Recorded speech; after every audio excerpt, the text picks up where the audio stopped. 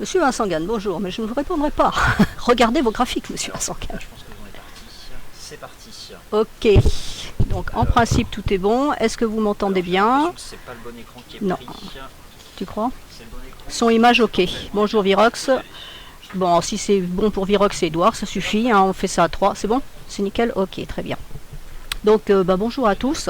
Donc aujourd'hui c'est moi qui prends la main pour faire un webinaire puisque Nicolas étant absent et malade, on va faire sans lui, voilà. Et donc je vais vous faire une revue des marchés, je dirais mensuelle, c'est pour faire un peu un bilan, pour voir un petit peu voilà, où on en est, etc. Maintenant Vincent a dit que j'allais faire la prévision, ça c'est autre chose parce que c'est un terme que j'aime pas beaucoup, en sens où on ne peut pas franchement prédire ce qui va se passer sur les marchés. On peut avoir des petites idées, mais ça s'arrête là. Donc je ne ferai pas de prévision, je vais juste vous dire ce que j'en pense. Maintenant, bon. Alors, on va commencer, je vais commencer par vous balayer quelques indices et les paires essentielles, hein, je ne vais pas faire tout le marché, on va juste faire l'essentiel. Et puis, je prendrai vos questions ensuite pour éventuellement du plus court terme, si vous voulez savoir pour les jours prochains. Alors là, le problème, ça commence déjà, j'ai perdu ma souris. Voilà, ça y est, j'ai retrouvé ma souris. Donc, on va commencer par le CAC. Voilà, comme ça, j'en serai débarrassé. Comme tout le monde sait que je n'aime pas le CAC, au moins, ça sera une affaire de résolue. Donc, vous voyez ce qui s'est passé en mensuel. C'est un schéma assez intéressant, en sens où le CAC étant le seul indice qui n'était pas encore passé au-dessus de son nuage. Donc techniquement, on peut dire que le CAC n'est pas haussier. Hein. Tous les autres indices, SP et compagnie, ont tous passé à ce niveau-là, donc il y a bien longtemps, sont passés en situation haussière. Le CAC était le seul à ne pas être haussier. Et vous voyez que là, il a tenté enfin de sortir et de casser ce niveau-là, et il n'y est pas arrivé. Hein. Le mois dernier, on a eu un superbe petit doji sur le haut du nuage, donc à 4315, et là, ce mois-ci, on est en train de corriger. Donc vous voyez que comme cette droite-là, qui est la SSB, le haut du nuage ici en l'occurrence, est très forte, donc ça impacte aussi la lagging span, puisque comme cet indice s'est beaucoup trop décalé vers la droite, bah, du coup la lagging span s'est retrouvée exactement avec la même barrière. Ce qu'il faut voir, c'est que si ici on n'était pas reparti à la baisse à ce niveau-là, si on était passé tout droit, comme le mouvement s'est fait ici, si on était passé tout droit ici, la lagging span, elle, ne serait pas redescendue là, et elle serait passée par ici. Et vous voyez qu'elle, à ce moment-là, elle aurait eu un passage plus faible, plus facile du nuage, et elle aurait pu passer. Comme le CAC a mis trop de temps à réagir, à se dire, tiens, il faudrait bien que je monte comme les copains, du coup, ben, la lagging span est coincée aussi, et vous voyez que c'est un support qui est extrêmement fort, puisque c'est une SSB, donc je rappelle pour ceux qui ne connaissent pas très bien l'Ishimoku, que cette droite est calculée sur les 52 bougies précédentes. Donc on prend les 52 bougies précédentes, on prend le point bas, on prend le point haut, le point le plus haut, et on divise par 2. Donc quand on était à cette époque-là, vous voyez que le point haut était ici, le point bas était ici, qu'on est resté toujours dans ce range-là, puisqu'on n'a pas encore dépassé le point bas et le point haut. Donc maintenant, on est en train de déborder de ce niveau-là, et donc on ne prend plus en compte ce point haut, puisqu'il faut prendre le range. Alors je vais vous l'expliquer de façon très claire. On est ici actuellement. Je vais compter 52. Oui, c'est ce que je dis, 52. Comme j'ai l'habitude de le faire sur la Kijun avec 26, alors on prend 51 parce que FXM compte à partir de 0. On recommence. Alors 51. Donc vous voyez actuellement on est sur cette bougie-là. Donc mon range, je vais vous le remettre. Voilà. Mon range de 50 bougies à l'heure actuelle, il est ici. Donc là je prends le point le plus bas qui est ici, le point le plus haut qui actuellement est ici, et je divise par 2. Je ne divise pas chaque bougie par 2. Je divise juste, je prends le point le plus bas à 2693, le point haut dans ce range entre ces deux droites qui est ici à 4337, j'additionne ces deux prix et je divise par 2. Et donc ça me fait une SSB qui se trouve à ce niveau-là, qui est bien le milieu entre ces deux points-là. D'accord? Donc tant que cet écart-là entre ces deux droites prenait en compte ce point haut et ce point bas, ça ne bougeait pas, puisqu'on n'avait pas de nouveau point bas, pas de nouveau point haut, et donc c'est pour ça qu'on se retrouve avec une droite immense. Il ne faut pas oublier qu'on projette dans le futur, c'est-à-dire quand moi je vous dis que le point bas est ici, le point haut est ici, on divise par 2 le point moyen, mon point moyen il est là, il est 26 périodes après cette bougie-là. Donc actuellement ma SSB est ici. Donc vous voyez que techniquement on me dit que mon nuage est haussier, et donc on passe en tendance haussière. On a eu un changement de tendance à ce niveau-là, mais on est passé en tendance haussière. Donc c'est bien ce qu'on peut constater, que les prix sont montés. On n'est pas en tendance haussière technique techniquement de fond parce qu'on n'est pas au-dessus du nuage. On est en fait en zone neutre dans le nuage. Donc l'intérêt de voir cette zone-là, c'est pour vous expliquer que cette droite-là est une droite très importante en Ishimoku. Elle l'est d'autant plus quand elle est doublée par une Kijun. Donc vous avez un petit bout de Kijun. Alors ça a beau être un petit bout ça sert quand même à quelque chose en Ishimoku. Donc faites attention, les petits bouts servent à quelque chose. Et donc ces deux droites, il faut savoir que la Kijun, elle est en même temps que les prix. Vous voyez, la Kijun, elle est ici, donc elle se trouve bien en même temps que les prix, alors que votre droite, la SSB, la SSA, les droites du nuage sont projetées en avant. Et donc la Kijun, qui représente 26 périodes, qui sera calculée exactement de la même façon, mais sur 26 périodes, la SSB va représenter donc 2 Kijun en fait, puisque c'est 26 plus 26 égale 52. Donc pour vous dire que ici ce niveau était extrêmement fort, le fait que le CAC ait fait qu'un petit doji ne pouvait entraîner qu'une baisse ce mois-ci. C'était vraiment incontournable. Maintenant, qu'est-ce qui va se passer après? La seule chose que je vois, que je peux dire pour cet indice, c'est qu'on a un support à ce niveau-là. Alors ce support, c'est la Tenkan qui est ici. D'accord? Donc voilà, est-ce que ça tiendra ou est-ce que ça ne tiendra pas? Si ça tient, donc là pour le moment on est en train de descendre, le mois n'est pas fini, on va rentrer dans la trêve des confiseurs à partir de la semaine prochaine, enfin milieu de semaine prochaine, donc ça va peut-être s'arrêter. Peut-être que par contre le FOMC ce soir ou les dernières stats de la semaine vont le faire plonger et descendre jusqu'ici. Je n'en sais rien. Maintenant, ce qui est à surveiller, c'est ce niveau-là, donc c'est 3965. Si ce niveau casse, là, on aura différents niveaux à aller chercher. On aura un petit bout ici, voilà, et le plus beau niveau, c'est celui-ci, c'est la Kijun qui est ici, donc à 3577, 3585. C'est pas exact parce que c'est du mensuel, il faut affiner après sur du weekly et du daily.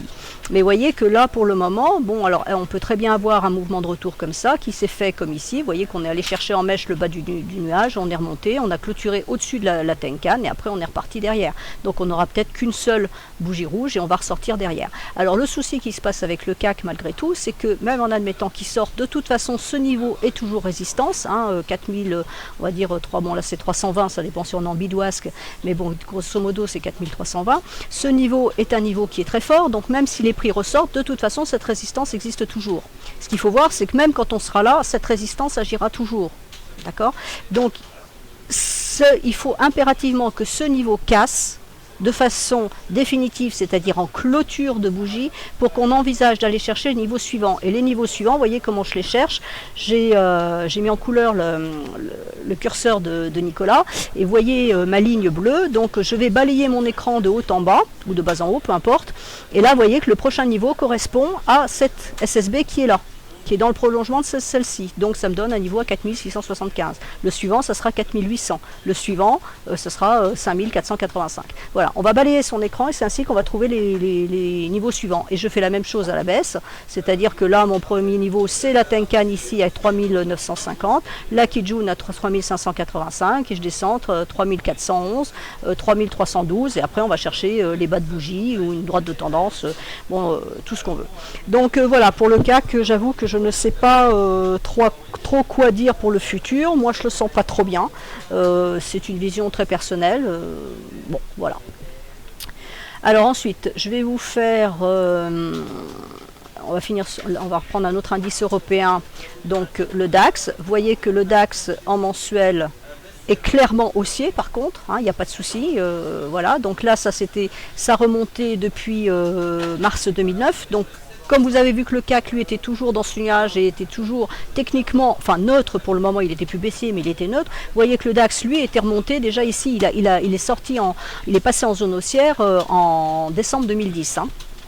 Alors le DAX, je tiens à le signaler pour ceux qui n'ont pas suivi mes cours. C'est un exemple que je montre parce que c'est un exemple, on va dire d'école, et qui vous donne une information importante, à savoir que c'est le seul indice qui nous disait que la chute de 2008 était terminée. Pourquoi? Parce que vous voyez que la lagging span descendait dans le nuage, vous voyez que les prix sont sortis du nuage, donc on avait bien cassé le nuage, on était bien passé en zone vendeuse en mars 2009. Après la chute continuait, on passait bien de l'autre côté, donc techniquement on passait en tendance baissière. Voilà, en tendance baissière, c'est bien, c'est l'ordinateur qui bug. Et donc là, vous voyez que sur cette bougie-là, la lagging span s'était arrêtée ici. que la bougie suivante, avec la mèche, on est descendu taper le bas du nuage et qu'on est remonté, et en clôture de mois, on était remonté jusqu'ici. Donc le DAX nous disait que le marché avait terminé de baisser parce que la lagging span avait refusé de sortir du nuage. Donc c'était évidemment à confirmer derrière, ça a été confirmé derrière par cette bougie. D'accord? C'est le seul indice qui nous l'a donné. Si vous regardez le SP, vous voyez qu'il est descendu dans le vide. Ça s'est arrêté dans le vide, il nous a donné absolument aucune information particulière. Maintenant, si on cherchait des supports résistance, on en trouverait peut-être, et encore, puisque les derniers sont là, donc c'est descendu beaucoup plus bas. Vous voyez que c'est le seul. Donc le DAX, lui, par contre, nous donnait bien, techniquement parlant, cette fin. Après, c'était à confirmer, bien évidemment. Et vous voyez qu'il est remonté très proprement le long du bord du nuage, il a bien suivi, et là il est passé clairement haussier. Il est revenu descendre là-dessous, et maintenant, ben voilà, le DAX, moi j'ai rien à dire, c'est haussier. On peut s'attendre à une correction donc sur le mensuel, c'est pour ça que je pense qu'il y a une correction dans les tuyaux. Maintenant, est-ce que c'est pour maintenant, est-ce que c'est pour janvier, février?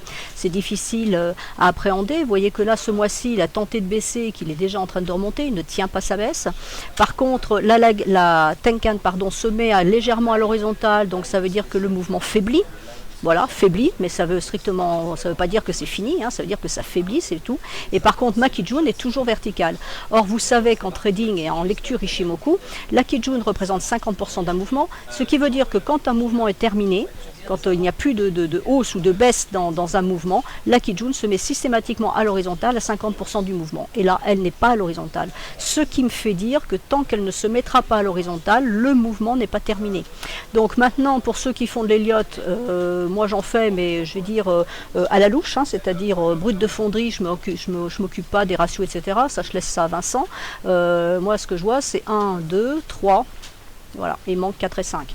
Donc, est-ce que 4 ne serait pas la correction qu'on attend et qui viendrait nous chercher la Tenkan? Alors attention, quand ce que je vous expliquais tout à l'heure pour calculer la SSB, c'est valable pour la Tenkan, c'est-à-dire que votre Tenkan qui est là actuellement, elle est calculée sur 9 périodes, c'est-à-dire 4, 8 et 9, elle est ici actuellement, donc le point bas va rester un certain temps, puisqu'on a un point bas ici qui va remonter un peu là. Si on ne fait pas de nouveau point haut, la Tenkan va rester à l'horizontale, mais vous voyez que déjà sur cette bougie, le point moyen va remonter. Donc notre Tenkan va remonter. Donc en fait, quand je dis qu'il y a peut-être un objectif à la baisse, attention c'est du mensuel, un objectif à la baisse à 8400, il se peut très bien qu'en fait l'objectif de baisse ne soit que du 8800 si on ne fait pas de nouveau point haut. Parce que les points bas vont remonter, mais les points hauts ne bougeront pas. Et donc, on peut imaginer qu'on va avoir peut-être 2-3 mois baissiers. On a déjà un mois baissier, peut-être 2-3 mois baissiers. Donc 2-3 sur mèche, on remonte et on repart pour faire la 5e vague. Bon, ça c'est mon hypothèse. Pour moi, tant que la Kijun ne se met pas à l'horizontale, le mouvement n'est pas terminé. Voilà, c'est ce que je peux dire. Donc on va faire l'indice américain, le SP. Alors je ne regarde pas ni le Dow Jones ni le Nasdaq parce que ce sont des technologiques, donc c'est très particulier. Le Dow Jones parce qu'il n'est pas représentatif, c'est le Dow Jones 30, donc ne représente que 30 entreprises les plus fortes capitalisations américaines, alors que le SP500 représente 500 entreprises américaines, donc est beaucoup plus représentatif de l'économie américaine. Donc et en général dans la salle de marché on suit le SP500 et non pas le Dow Jones. Donc le SP500, même chose.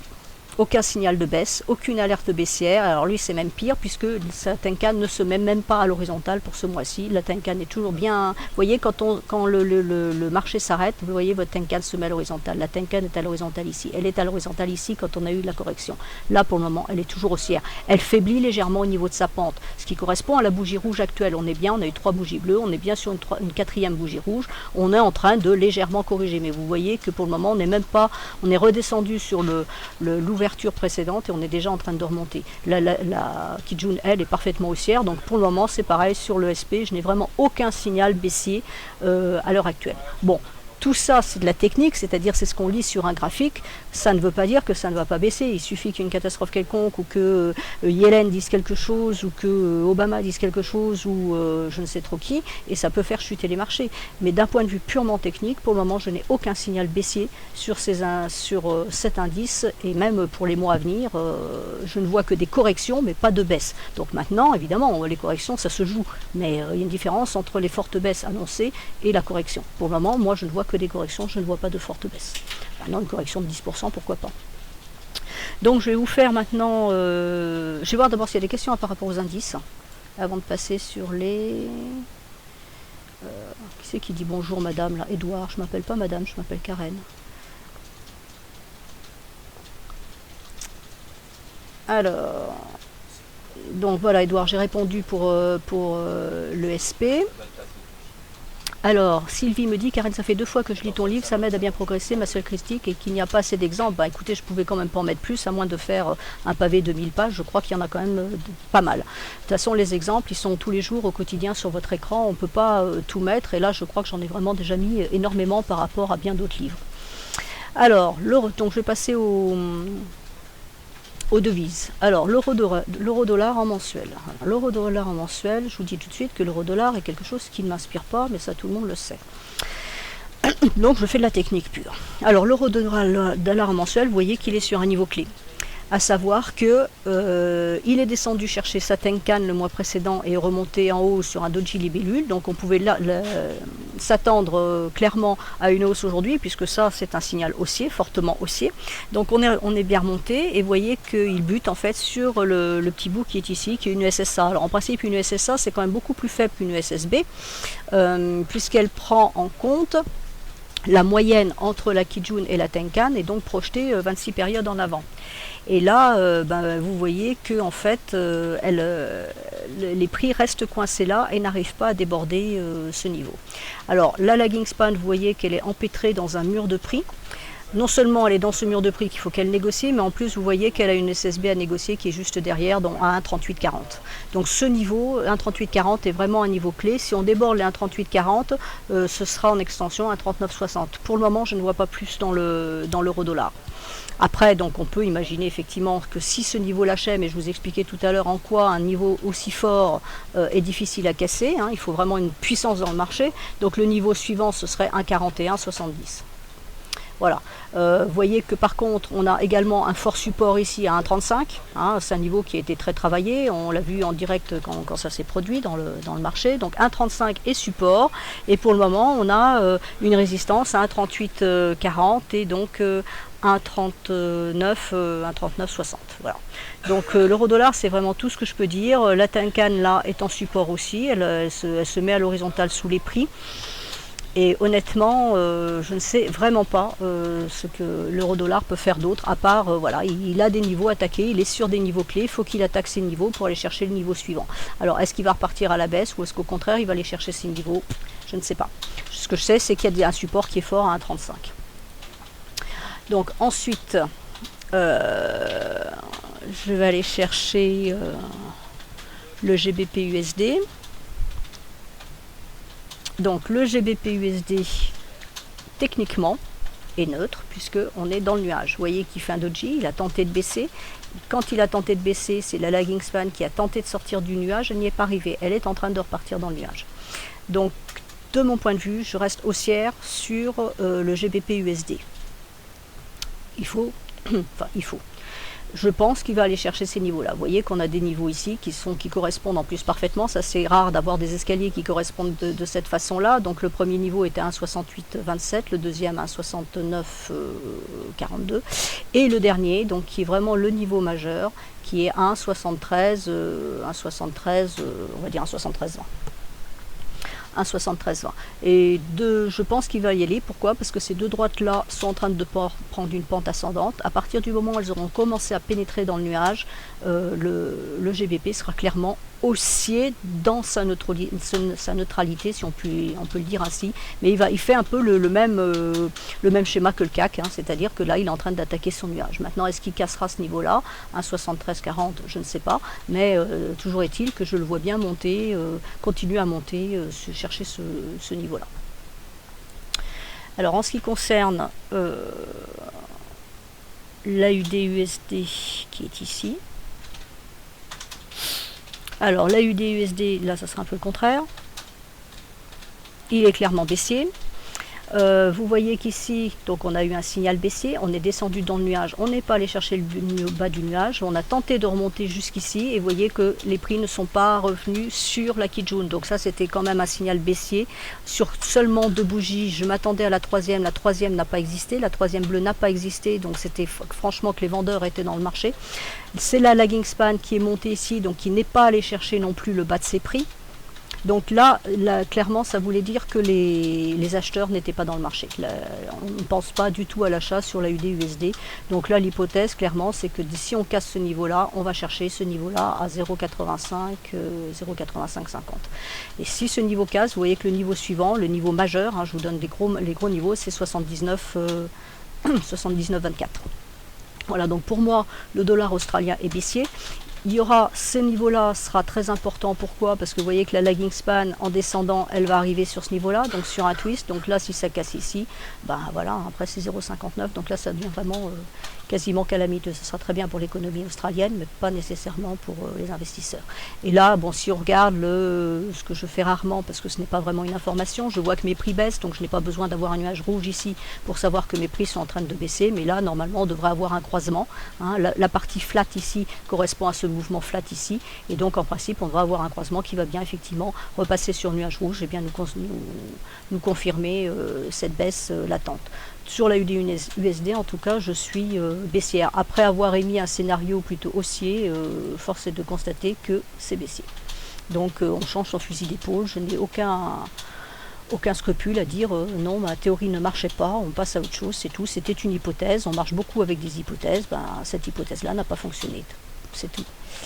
Alors je cherche et je ne trouve pas. Donc c'est pas grave, l'USD Yen. Ah voilà, l'USD Yen. Alors l'USD Yen, après nous avoir fait souffrir quand même pendant 3 mois, hein, ces 3 bougies-là, c'est enfin décidé à sortir de son nuage. Vous voyez que là, il nous fait pour le moment une petite toupie. Donc il a un niveau de support à 102,20. Il a un niveau de résistance qui est à ce niveau-là à 104,50. Et vous voyez que la lagging span est toujours dans le nuage. Donc là, idéalement, pour qu'on passe vraiment en tendance haussière, hein, valider vraiment cette tendance haussière, il faudrait que la lagging span sorte du nuage, c'est-à-dire qu'on déborde le niveau des 105,75. Donc le jour où on dépasse les 105,75, l'USD Yen est définitivement haussier. Là, les prix sont haussiers, mais la lagging span, pour le moment, ne valide pas encore. Alors, je relativise en disant, attention, c'est du mensuel, donc c'est pour avoir une idée un peu sur le futur. Au quotidien, on ne va évidemment pas utiliser ça, mais au quotidien, si vous êtes sur du 5 minutes ou du 15 minutes, il faudra en tenir compte, c'est-à-dire tant que la lagging span ne sort pas de son nuage, on n'est pas complètement haussier. Voilà. Et donc ensuite, je vais regarder le pétrole. Alors le pétrole, vous voyez qu'en mensuel, c'est pas fascinant. Voilà, donc le pétrole, il est sur un support, hein, 91,85. Il navigue dans un range entre 91 et 110 pour faire très simple. Actuellement, il est remonté ce mois-ci. Vous voyez qu'il a cassé la Kijun, donnant un signal d'achat, mais que pour le moment, il coince sur sa Tenkan, donc on n'est pas acheteur. On ne sera acheteur que quand on aura dépassé cette Tenkan qui est à 99. Donc ça c'est pour le pétrole. Bon sinon, sur un niveau tendanciel, il n'y a pas grand chose à dire, hein, tant qu'il reste sur cette droite de tendance, il est haussier. Tant qu'il ne casse pas ce niveau-là, donc tant qu'on ne casse pas les niveaux de 91, 67, 70, on reste haussier. Alors à comparer avec Lucas Oil. Donc Lucas Oil, je ne sais pas si c'est un bug ça, mais c'est un peu bizarre. Lucas Oil pareil est sur support. La Kijun est ici, la Tenkan est en petit renfort de l'autre côté, on est bien au-dessus du nuage, donc pour le moment Lucas Oil est en tendance haussière, la lagging span est au-dessus des prix, donc bon, elle est en train de s'attaquer au prix, mais pour le moment rien n'est validé, hein, le mois n'est pas terminé, donc si on ne casse pas en clôture cette Kijun, on restera haussier sur Lucas Oil. Et puisqu'on est dans les matières premières, je vais faire le gaz. Alors le gaz en mensuel, on l'a pas. Donc on a 3 bougies, ça monte et on est au-dessus d'une Tenkan, c'est tout ce que je peux vous dire. On va descendre en weekly. Voilà, en weekly, ben on est franchement haussier. Hein. En ce moment, le gaz monte fortement. Donc en weekly, on est fortement haussier. Vous voyez que le support, il est à ce niveau-là. À 3,78, on a un fort support. Là, on pourrait partir un peu en correction, redescendre sur ce niveau-là. Vous voyez que pour la lagging span, c'est la Tenkan qui est ici. Et c'est le haut du nuage ici, doublé de la Tenkan qui est ici. Celle-là arrive en renfort. Donc pour le gaz, grosso modo, on serait haussier. Alors ensuite, je vais passer sur l'or, si je le trouve. XAG, c'est pas celui-là que je veux.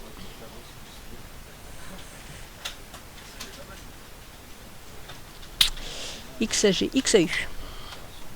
Alors, l'or. Donc là, du coup, je vais repasser en mensuel. L'or en mensuel, c'est plus délicat. C'est plus délicat. Vous voyez qu'ici, donc on a eu le signal baissier, on a pénétré dans le nuage, mais la lagging span n'a pas validé en sens où elle a rebondi sur sa Kijun, on est remonté et elle a validé la baisse en cassant sa Kijun ici. Donc on est baissier, on va dire, sur l'or, ça n'empêchait pas de prendre les baisses avant, mais techniquement parlant, on est baissier sur l'or depuis ce niveau-là, sachant que les prix étaient quand même dans le nuage. Donc là, maintenant, on est clairement baissier. Il ne restera plus qu'à la lagging span à traverser le nuage. Ça, c'est le dernier stade, mais il faut déjà que les prix bougent beaucoup. Donc là, les prix sont en dessous du nuage. La lagging span a validé en cassant sa Kijun. Donc, sur du long terme, on est baissier sur l'or. Maintenant, vous pouvez constater qu'on est sur un seuil clé, hein, à 1235, c'est un seuil clé.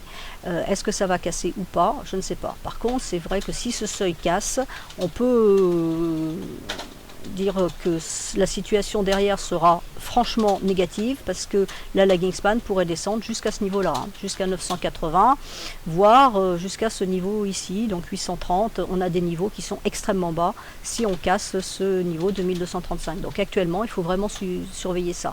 Maintenant, on peut envisager un double bottom, un double point bas et remonter, chercher la Tenkan, voir la Kijun, pourquoi pas. Vous voyez qu'ici, on aura une résistance à 1311. Donc il faut que cette résistance lâche pour envisager de remonter. Par contre, le point positif, c'est ça, c'est que la lagging span, alors, elle a de la marge à la baisse, ça c'est certain. Donc si les prix descendent, elle n'a rien pour l'arrêter. Mais si les prix tentaient une remontée, autant eux auront une résistance ici, une résistance là, une résistance là, autant la lagging span n'a strictement rien. Donc là, en fait, pour l'or, la seule chose qui va être intéressante en Ichimoku, c'est vraiment de regarder les prix par rapport au nuage. La lagging span ne nous donnera pas plus d'informations, puisque ça y est, elle a validé, que la prochaine information qu'elle peut nous donner, c'est casser le nuage. Et alors là, on va redescendre peut-être sur les plus bas, donc c'est le scénario catastrophe, c'est même pas la peine d'en parler, ça ne sert strictement à rien.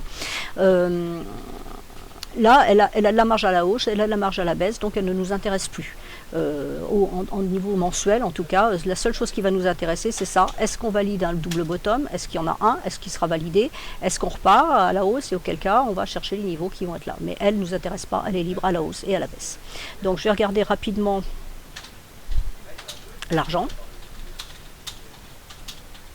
Donc l'argent, eh ben, c'est la même chanson, hein. Il est possible qu'il nous fasse aussi un double bottom. Alors l'information que j'ai, elle est ici avec la Kijun qui se met à l'horizontale, donc qui m'indique que pour le moment le mouvement est en pause, pourrait être terminé. Elle par contre est encore baissière, donc il peut y avoir encore un petit peu de baisse. La lagging span, elle, a de la marge à la baisse aussi, vous voyez qu'elle peut descendre jusqu'au niveau des 15-10, donc elle a encore de la marge à la baisse, mais beaucoup moins que sur l'or. Et par contre, les prix ont énormément de marge à la hausse à partir du moment où ils cassent la Tenkan. Alors la Tenkan devrait continuer à baisser en sens où elle est en train de prendre ce mouvement baissier en compte dans le compte de ses points bas et points hauts de ces 9 bougies, donc elle devrait continuer à baisser et donc nous donner un objectif premier qui sera sans doute plus bas. L'avantage, c'est que comme il sera plus bas, il pourrait être cassé éventuellement plus vite s'il y a de la force dans le mouvement. Et à ce moment-là, on remontera chercher ce niveau-là qui représentera 50% du mouvement ici. Voilà, ça c'est pour l'argent. Donc je vais prendre vos questions pour ça et voir ce dont je vous parlerai en plus. Bonjour Résus.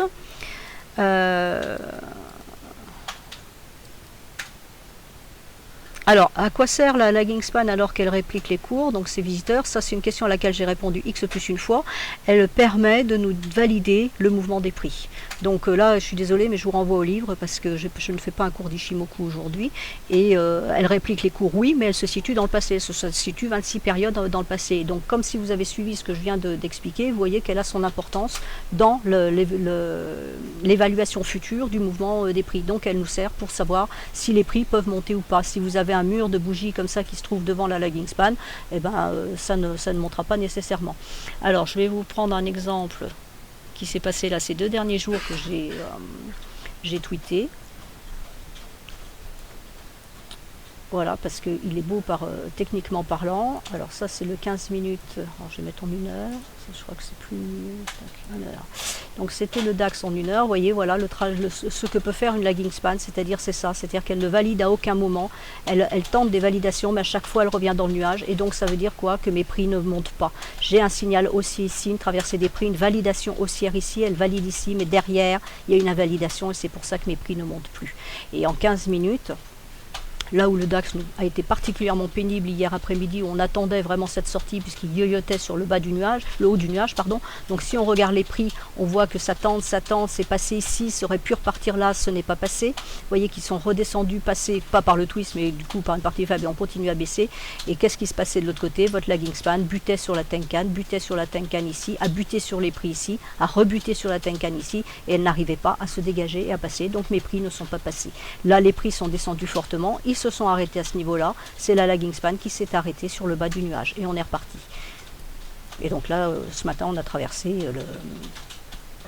le twist du nuage. Vous voyez que maintenant la lagging span est sortie de son nuage à ce niveau-là, c'est haussier, et donc là c'est haussier, la situation est haussière. Voilà à quoi sert la lagging span, parce qu'on met les prix 26 périodes en arrière, donc tous les obstacles qu'elle va rencontrer sont des obstacles qui vont freiner le mouvement des prix. Alors le CAC en dividende réinvesti, Jérôme, je ne sais pas ce que c'est, et je prends le CAC qui est sur la plateforme. Alors, pour les configurations, alors King Air qui me demande si pour les configurations on laisse les paramètres par défaut. Oui, on laisse les paramètres par défaut. Alors, je redis une énième fois aussi, c'est-à-dire que les paramètres sont de 9, 26, 52, que c'est le concepteur qui a déterminé ces paramètres, sachant que le concepteur, à l'époque, en 1940 jusqu'à 58, n'avait pas d'ordinateur et a fait ça à la main sur des cours d'Eli.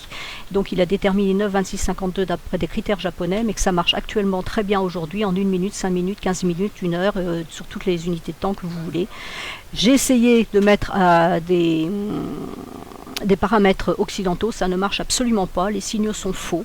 Donc ça c'est la première chose. Deuxième chose, si vous regardez, il faut regarder, quand on est dans le marché, nous sommes des poussières, il faut regarder ce que les grands investisseurs regardent. Et les grands investisseurs, ils regardent le 9, 26, 52. Ils ne regardent pas autre chose, ils ne s'amusent pas à bidouiller les paramètres.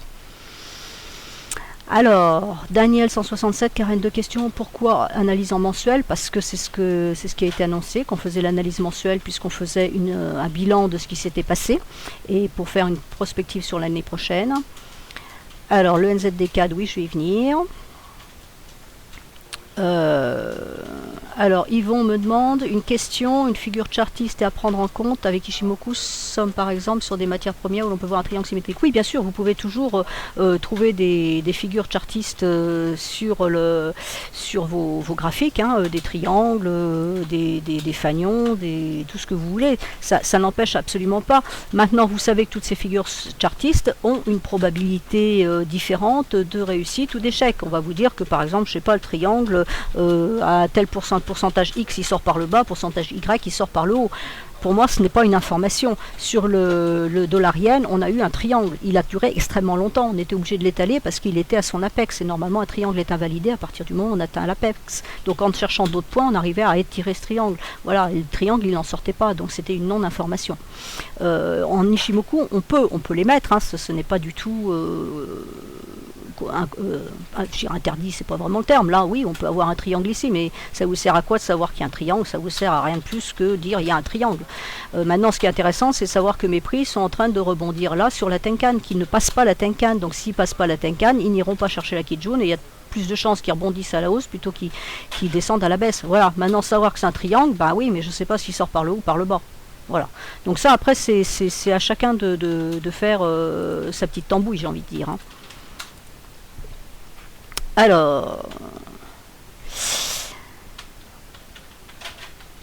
Alors, visiteur me demande quel est l'élément qui vous décide à traiter telle ou telle paire de devises ou indice en intraday. Alors, je suis un certain nombre de paires, je les regarde le matin sur 4 heures et je vois celles qui peuvent présenter une possibilité de cassure sur 4 heures ou sur 1 heure, etc. Et en fonction de ça, je vais trader une paire ou une autre. Ça, c'est la première façon. La deuxième façon, c'est d'utiliser des logiciels qui vous disent, qui vont vous donner les performances entre les différents index et qui vous disent qu'aujourd'hui, ou sur telle unité de temps, par exemple, le GBP est fort, l'AUD est faible, donc je vais jouer le GBP contre l'AUD. Voilà, c'est une autre façon de faire. Alors, Jean-Philippe qui me demande ce que je pense de l'USDCHF, même si corrélé avec l'eurodoll. Alors c'est pas qu'il est corrélé avec l'eurodoll, il est corrélé négativement avec l'eurodoll. Attention, hein, il marche à l'envers, puisque là vous avez euro-dollar et dollar CHF. C'est pas qu'il est corrélé, c'est simplement que l'USDCHF est un proxy pour le dollar. Donc quand vous utilisez l'USDCHF, c'est comme si vous utilisiez que l'USD. Donc quand vous regardez l'euro-dollar, bah, vous avez la partie USD, la partie dollar. Donc vous regardez le mouvement, un euro-dollar aussi, c'est un euro qui monte, un USD qui baisse, donc un USDCHF qui baisse. Voilà. Pour le moment, l'USDCHF est impacté. Par contre, la décorrélation s'est un peu faite en ce sens où le USDCHF est beaucoup impacté par le CHF puisqu'il y a des mouvements qui viennent de la Banque centrale suisse. Et donc, on a un CHF qui est extrêmement fort. Donc, ça fausse un petit peu l'idée de l'USDCHF. Donc, je vous invite à regarder plutôt un index dollar, un index dollar pur, pas un USD dollar. Les graphiques doivent être en bid ou en ask. Ça dépend si vous êtes acheteur ou vendeur. En général, le prix du marché, c'est le bid. Alors, Yvon, le fait que la lagging span casse la Kijun par le bas et qu'elle se retrouve dans le vide ne veut pas dire qu'elle va continuer à descendre comme l'or, il me semble. Ça ne veut pas dire que ça va continuer à descendre. Ça peut descendre, ça peut remonter et chercher la Kijun. Mais enfin, si on casse du haut vers le bas, il y a plus de chances que ça descende que ça monte. Après, j'ai envie de dire, c'est les prix qui font le marché, c'est pas moi. Moi, j'analyse simplement quelque chose de technique. Je dis la lagging span casse la Kijun, donc elle me valide le mouvement baissier puisque c'est la dernière droite qu'elle doit casser pour valider le mouvement baissier. Maintenant qu'elle la casse dans un sens, elle la casse forcément de toute façon de gauche à droite puisque la lagging span est en retard, donc elle arrive après les prix. Le premier signal, ce sont les prix qui cassent la Kijun. Ça c'est le signal, hein, ça sera un signal haussier ou baissier suivant le sens dans lequel ça casse, ça sera signal haussier ou baissier. Ce signal demande à être validé pour entrer en position par la cassure de la lagging qui doit elle aussi casser sa Kijun. La Kijun est la droite maîtresse de l'Ishimoku. Pour les prix, la lagging span, je vous rappelle que c'est une représentation des prix, donc ce qui est vrai pour les prix est valable pour la lagging span puisque ce sont des prix.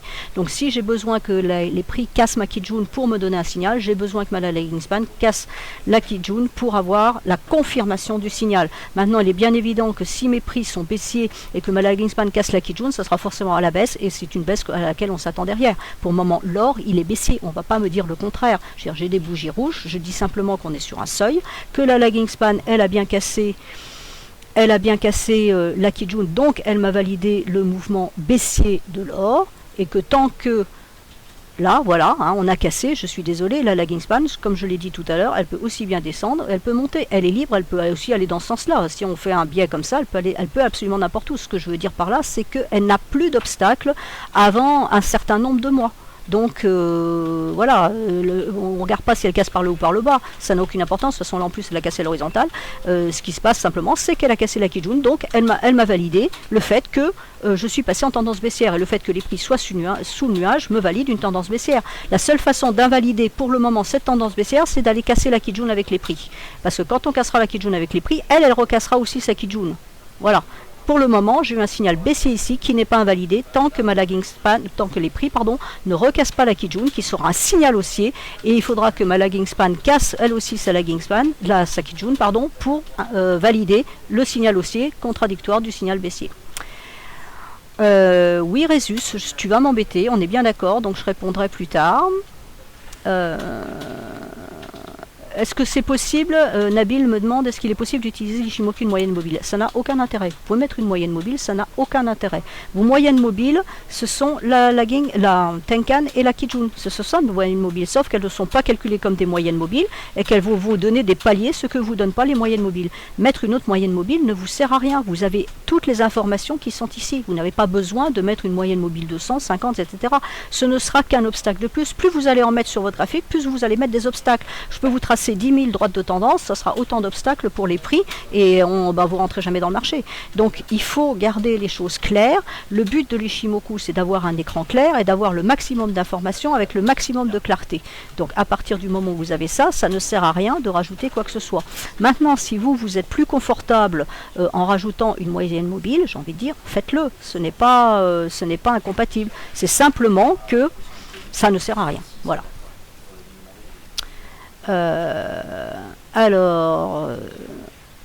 Visiteur, vous êtes contre l'avis de Nicolas et donc aussi sur NZD cadre. Oui, alors NZD cadre, donc je vais y revenir, je réponds d'abord à Résus concernant l'US dollar. Il sait que je n'aime pas l'US dollar, donc c'est pour ça, donc on va quand même le faire, c'est point grave. Donc l'US dollar, vous voyez que vous avez un très fort support en mensuel qui est ici à 10,580. La lagging span est en train de réintégrer, de casser ce niveau qui est dans le prolongement, c'est une SSB qui est dans le prolongement d'une Kijun ici, quasiment dans le prolongement de cette SSB là, pardon, excusez-moi, et donc c'est un niveau qui est extrêmement fort. La lagging span est en train de rebondir. Vous voyez que les prix n'ont pas réussi à descendre jusqu'au niveau de la Kijun ici et encore moins jusqu'à cette Kijun là, donc c'est un signal qui laissait sous-entendre qu'on n'allait pas franchement baisser sur l'US dollar. Donc là, la lagging span réintègre son nuage. Les prix, eux, sont bien au-dessus de ce niveau-là. Il faudrait qu'ils cassent la Tenkan.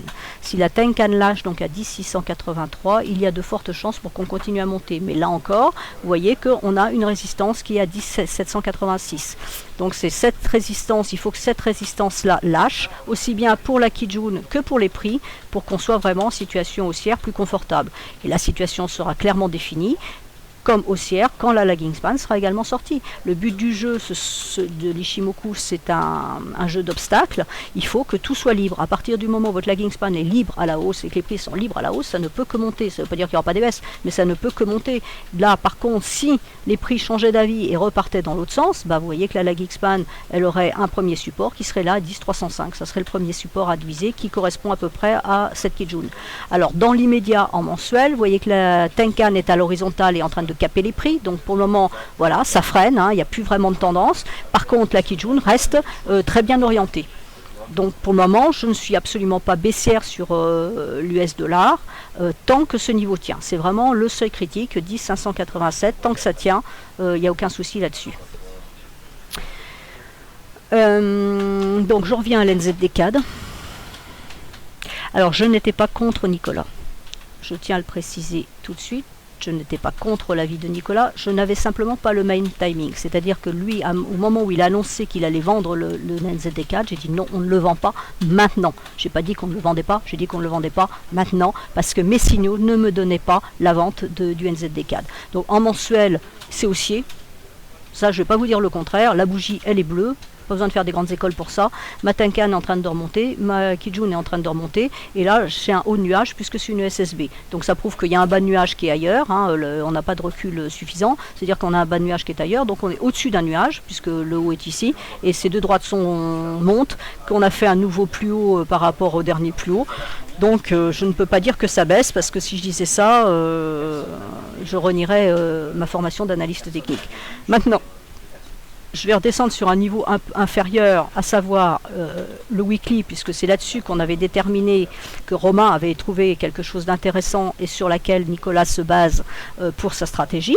Donc on a eu 2 points hauts ici et qui ont été retracés de façon égale, 2 nouveaux points hauts ici retracés de façon égale, et donc l'hypothèse c'était on a fait un point haut ici qui a été retracé, on fait un nouveau point haut et on retrace. Voilà pourquoi Nicolas est vendeur.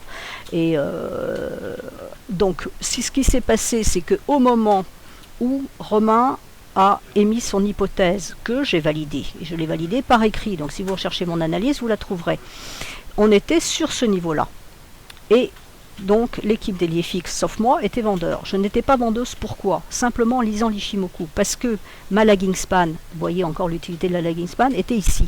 Ça veut dire que là, pour le moment, il fallait qu'elle descende dans les prix, c'était laborieux.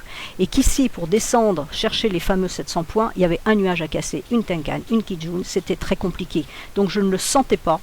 Je ne le sentais pas pour cette chose-là. Deuxième chose, un sommet qui faisait que 2 bougies et qui allait descendre derrière, pour moi ce n'était pas possible, ça ne représentait pas ce qui s'était passé avant. Vous voyez que les précédents sommets avaient été laborieux, là il y a eu 4 semaines, ici on a eu 5 semaines, ici on en a eu un peu plus, là on en a eu 4 semaines, et ici on a eu plus que, on a eu 2 semaines ici, mais vous voyez que là derrière ça a été laborieux. Donc on ne pouvait pas descendre immédiatement comme ça. Maintenant effectivement, rien n'empêchait de vendre ici et d'absorber les éventuelles remontées, de rester dans le marché. Donc Nicolas avait mis son stop bien au-dessus en disant de toute façon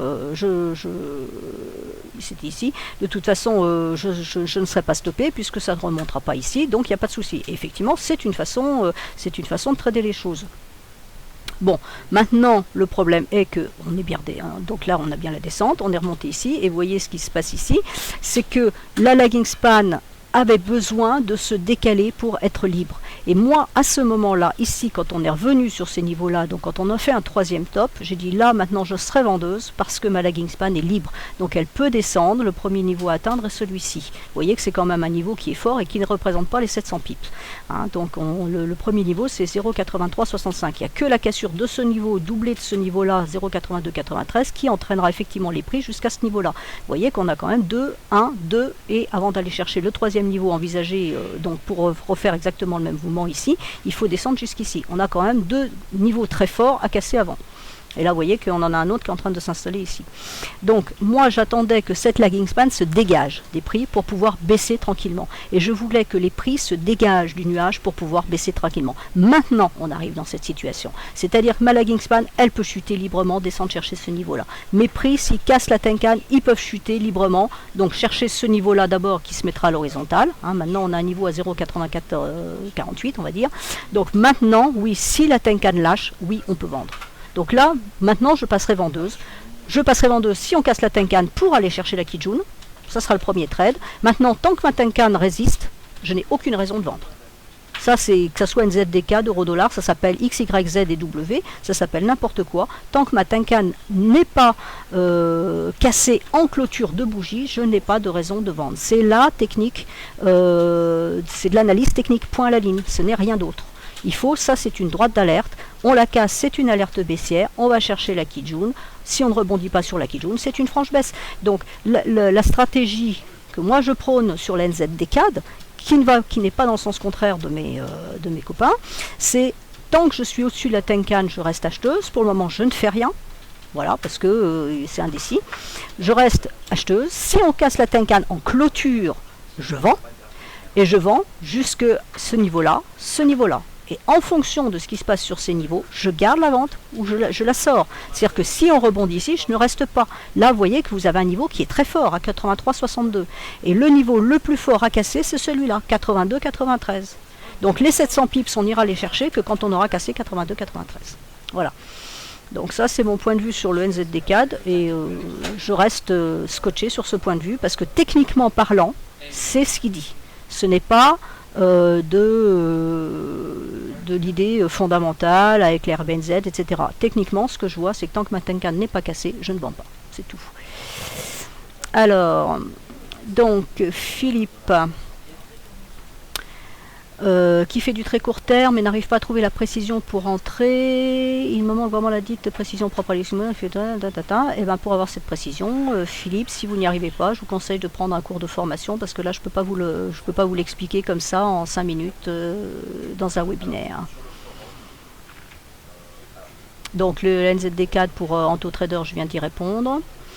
Alors Yvon, y a-t-il des marchés plus difficiles à trader avec Ishimoku? Quels sont les marchés que vous n'êtes pas traité avec Ishimoku et pour quelle raison? Non, tous les marchés se tradent avec Ishimoku. C'est pas plus facile ou difficile, c'est pas Ishimoku qui dit que c'est difficile ou difficile, c'est le sous-jacent lui-même.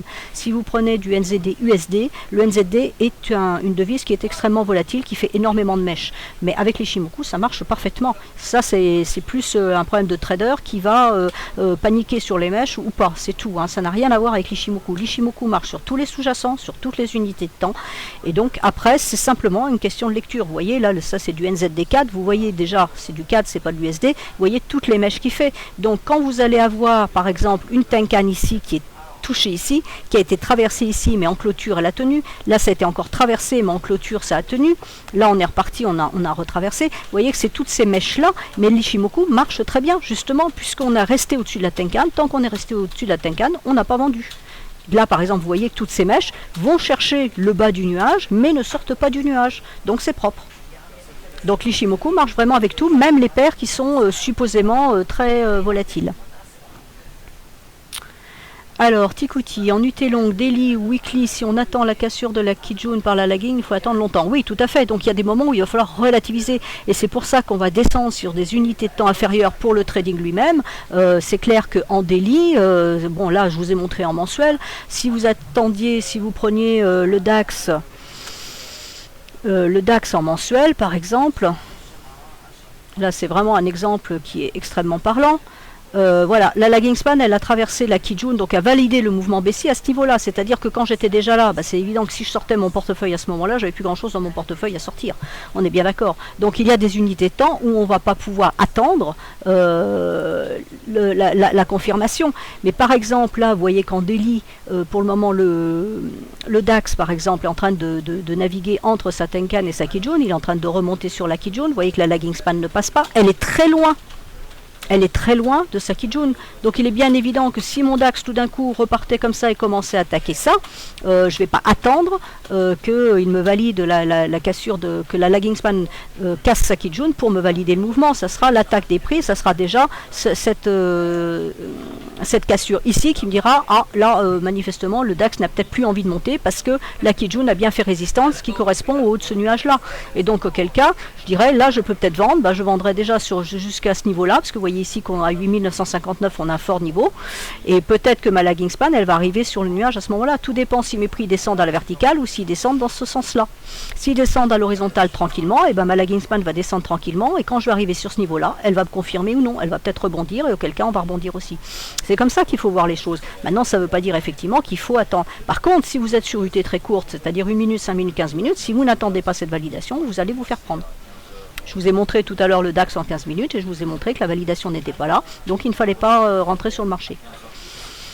Alors, visiteur qui me demande quelle est votre proportion de prise de position mensuelle, weekly, intraday. Alors là, incapable de vous répondre. Comme là j'ai été très chargé ces derniers temps, je n'ai quasiment pas tradé. Par contre là ça fait 2 jours que je trade beaucoup parce que j'essaye certaines choses, parce que je fais de la recherche, donc je cherche certaines choses, donc je trade beaucoup ces 2 derniers jours. Je peux vous dire que ça faisait un mois que j'avais quasiment rien fait, donc en moyenne il n'y a pas de moyenne. Hein. Alors Daniel 167 qui me demande qu'est-ce que ça veut dire quand la Kijun et la Tenkan sont proches mais très proches jusqu'à se croiser. Alors le croisement on l'oublie puisqu'il arrive très souvent à contre-tendance. Et quand elles sont très proches, bah, ça nous donne simplement un double support ou une double résistance. Voilà, c'est un renfort. Quand vous avez 2 droites qui se trouvent au même niveau, bah, c'est bien évident que 2 droites sera plus forte qu'une seule droite. Voilà, ça c'est tout simple. Et le croisement par contre, faites attention, suivant les unités de temps, il arrive à contre-tendance. Alors sur les tendances qui sont comme celle-ci, bien établies, alors, je vais vous montrer l'exemple, il y est. Une tendance comme ça, qui est très forte, quand c'est une longue tendance, oui, le croisement qui a lieu ici m'a bien dit qu'il fallait que j'achète, d'accord, et ça a bien fonctionné. Maintenant, je vous montre toujours sur le même actif, sur la même unité de temps ici. Vous voyez qu'ici, j'ai un signal baissier, puisque la Tenkan passe en dessous, c'est-à-dire sur cette bougie-là. Donc, je dis, ah, super, signal baissier, je vends. Bah, vous voyez ce qui se passe derrière. Ça ne veut pas dire que ça ne va pas repartir et qu'il ne fallait pas vendre. Ceci dit, je trouve ça un peu dommage d'avoir vendu ici quand ça remonte ici. Voilà, c'est tout. Et donc, c'est extrêmement souvent comme ça, donc on oublie les croisements. Alors, Edouard qui me demande le Nikkei. Alors, le Nikkei, je vous dis tout de suite, je ne le regarde absolument jamais. Voilà, Japan 225, ça doit ressembler à du Nikkei.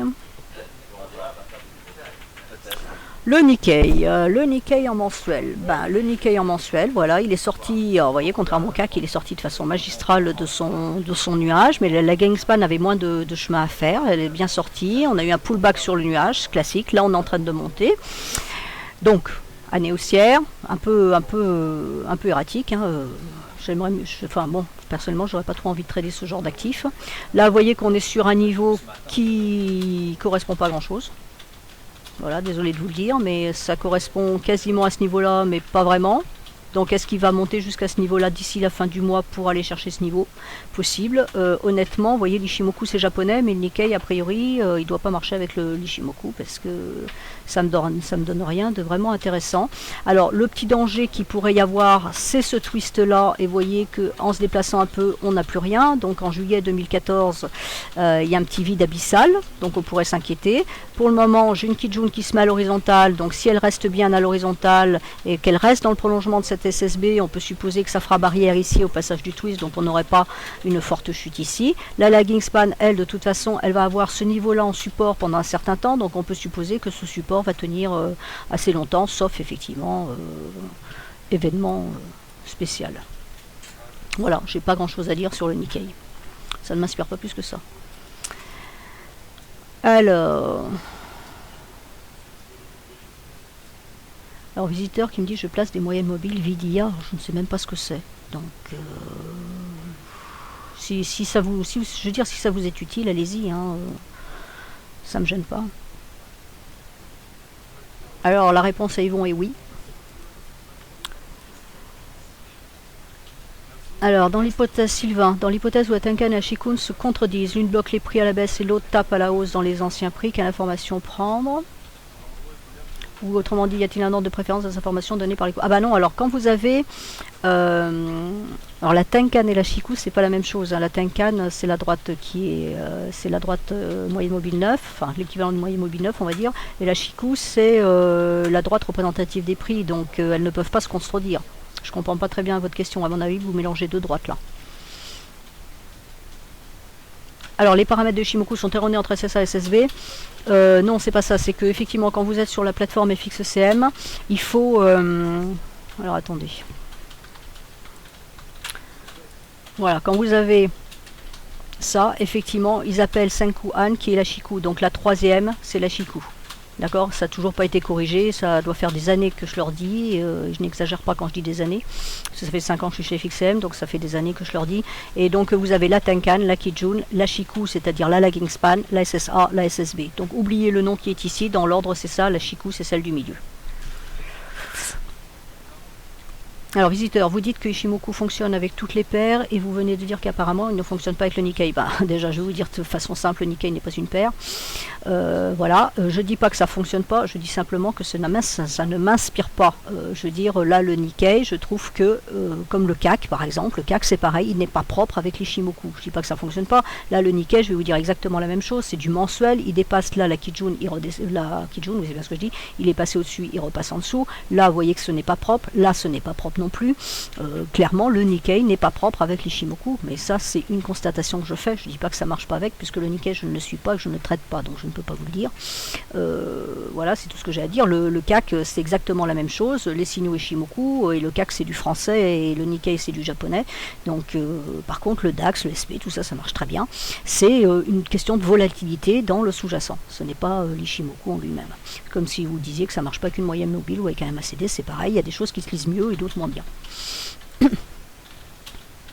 Alors Virox de Nicolas Chéron, j'ai payé l'équivalent Kijun horaire 9100. D'abord Nicolas Chéron n'est pas là, donc je ne peux pas répondre à sa place.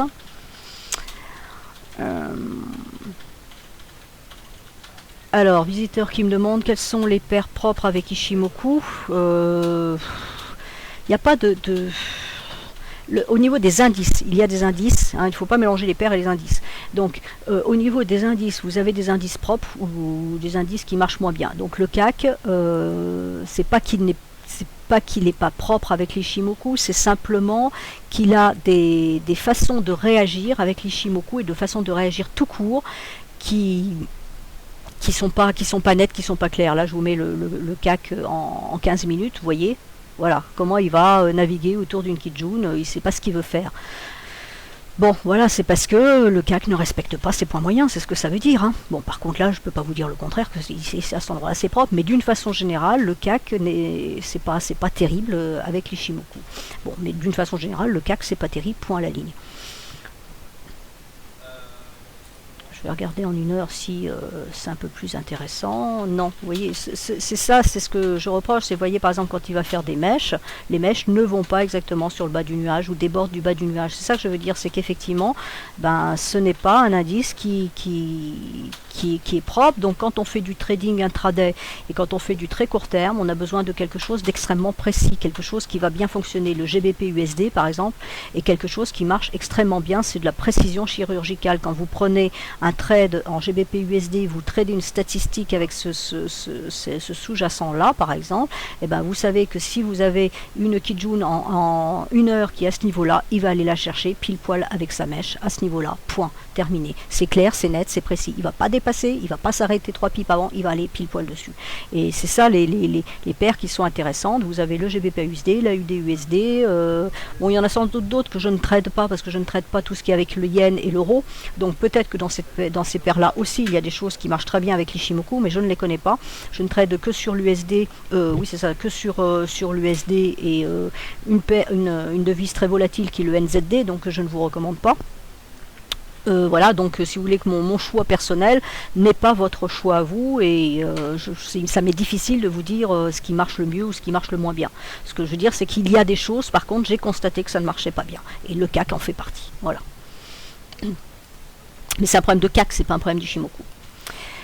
Alors, Ashara, après cassure de Kijun en M15, hausse, une mèche en pullback, tentative de retraverser à la baisse, semble souvent une belle configuration pour prise de position. Alors, en fait, ce que vous dites là, oui, alors vous dites une mèche en pullback, tentative de retraverser à la baisse. Non, c'est pas ça. La mèche du pullback, c'est justement, on vient tester la cassure. Toute cassure est retestée derrière. Donc, une cassure de Kijun, que ce soit en M15, en 1, en H1, en H4, en daily, en tout ce que vous voulez, à part même en une minute, quand vous cassez les prix, casse une Kijun, sauf si le mouvement est très très fort comme une sortie de statistique, mais ça c'est un mouvement exceptionnel. Dans un mouvement normal, une cassure de Kijun doit être testée. C'est comme ça qu'on va justement éviter les faux signaux. C'est-à-dire que quand vous avez une... là par exemple sur le cas qu'on en a une en H1, j'essaie juste de retrouver ma souris, voilà, elle est ici. Là vous en avez une, vous voyez, on casse la Kijun ici en H1, donc on valide bien un signal baissier qui n'avait pas été invalidé d'ailleurs, parce qu'on avait un signal baissier ici. Vous voyez qu'ici on n'a pas retraversé la Kijun à part ce petit doji, mais enfin c'est sans intérêt. Donc là on a cassé la Kijun violemment, et vous voyez qu'on attend le test derrière, et le test derrière on retraverse, donc il ne fallait pas vendre. Donc là on a bien un cas de faux signal dans le marché, c'est-à-dire qu'on a cassé un support et qui aurait dû nous faire rentrer à la baisse dans le marché, et finalement on ne rentre pas. Pourquoi? Parce que derrière le test de la cassure invalide cette cassure, et vous voyez que derrière on repart à la hausse. Donc c'est ce phénomène là qui évite les faux signaux, et dont parle Ashara justement, c'est le fait que derrière une cassure, on vient retester cette Kijun. Donc vous pouvez, quand vous loupez un mouvement par exemple, même une cassure de SSB, ça sera exactement la même chose. Quand vous loupez une cassure, vous pouvez vous dire que de toute façon on va revenir tester. Idem pour la lagging span, c'est-à-dire qu'en général quand elle va casser, elle va venir rechercher derrière. Vous voyez qu'ici elle est sortie du nuage, elle est revenue chercher le nuage derrière. Ça correspond à ce mouvement des prix. Donc on est allé plus bas ensuite, mais elle est revenue. Donc quand vous loupez un mouvement, si je dirais dans un certain sens, c'est pas de panique, on attend simplement que ça revienne tester la cassure, c'est tout. Mais ça c'est valable pour l'Ishimoku comme n'importe quoi en analyse technique. Une cassure d'un niveau, on vient le retester. Une droite de tendance, on la casse, on vient la tester. Une ligne de coup, on la casse, on vient la tester. Hein. Donc c'est pour valider une cassure, c'est le schéma classique.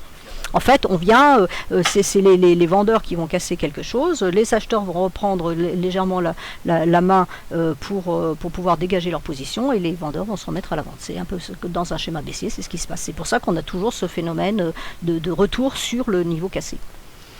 Alors, visiteur, quand on fait de l'intraday, est-ce qu'il faut que toutes les droites sur ces 3 unités de temps soient dans le même sens? Vous parlez de quelle droite? Non. Alors, quand on est sur 3 unités de temps, les 3 unités de temps, on ne prend pas n'importe lesquelles. C'est des unités de temps qui permettent de décomposer une unité de temps supérieure. Si vous prenez du H4, du H1 et du 15 minutes, c'est votre H4, vous le décomposez en 1 heure. Ça vous permet de voir sur les bougies 1 heure comment votre bougie 4 heures a travaillé. C'est ça que ça veut dire. Donc ça ne veut pas dire qu'on n'aura pas forcément les mêmes informations, parce que vous pouvez être baissier en 1 heure et aussi en 4 heures. Votre bougie elle est bleue en 4 heures, mais dans la bougie bleue de 4 heures, vous avez 2 bougies rouges de 1 heure. C'est pas du tout incompatible. C'est ça que c'est la notion d'être sur 3 unités de temps, c'est celle-ci, c'est qu'on décompose le temps. Donc les droites ne sont pas dans le même sens. Alors, oui, tout à fait, Luc, c'est bizarre que l'Ishimoku marche pas avec le Nikkei alors que c'est japonais. Je suis tout à fait d'accord avec vous, je suis moi-même surprise, mais bon, voilà. Alors, Andrea, quels sont les actifs les plus tradables avec l'Ishimoku? Je n'ai pas de réponse, tout marche. Alors, petit Couti qui me demande comment jouer les stats, ça je ne peux pas vous l'expliquer en webinaire, hein, ça fait l'objet d'un cours de trading intraday, donc vous vous inscrivez. Avec Ishimoku, les mèches des bougies sont-elles importantes ou on ne tient compte que des corps? Ah non, au contraire, pour répondre à Louis, les mèches sont très importantes. Alors, on va enlever le CAC parce que, bon bref.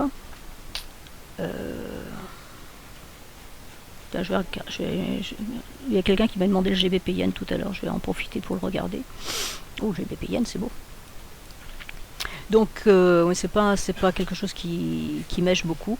Donc les mèches sont importantes. Pourquoi? Parce qu'avec les mèches, vous allez pouvoir aller chercher du nouveau. Voilà, vous avez une mèche qui est allée chercher la Kijun et qui repart à la baisse. Donc les mèches, oui, voilà, là on casse en mèche, on casse en mèche, on casse en mèche, mais on ne concrétise pas, jamais on casse en clôture. Donc ce sont des tentatives, mais ça avorte. Donc là clairement on voit que la baisse qui avait été initiée ici, elle reste valide, puisque avec les mèches on tente de casser et ça ne casse pas, ça ne part pas. Donc les mèches sont extrêmement importantes. Là vous voyez que les mèches, on descend chercher la Kijun, on descend chercher la Kijun, mais à chaque fois on remonte. Donc ça veut dire que clairement on n'a pas envie de la casser. La même chose, vous voyez, les mèches vont chercher la Tenkan, mais ne la traversent pas. Donc c'est pareil, on la teste, mais en clôture, on reste bien au-dessus. Donc là, le GBP Yen a décollé. On va le regarder en mensuel. Ah oui, c'est l'effet GBP. Donc en mensuel, vous voyez, comme le GBP, c'est haussier. Hein, là, c'est l'effet GBP qui tire le GBP Yen, ce qui est tout à fait logique. Donc là, bah voilà, le niveau est 179, 184, 60. Ce sont les niveaux haussiers sur le GBP. Donc là, voilà, on a bien validé ici hein, la hausse. La Kingspan est en train d'attaquer le nuage, donc on va aller chercher ce niveau-là, à 184,83. Donc je vais prendre les dernières questions. Voilà, il n'y en a plus. Encore des bougies japonaises.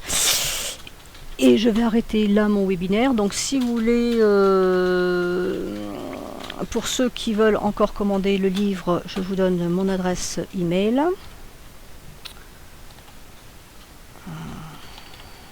Je ne me trompe pas d'adresse.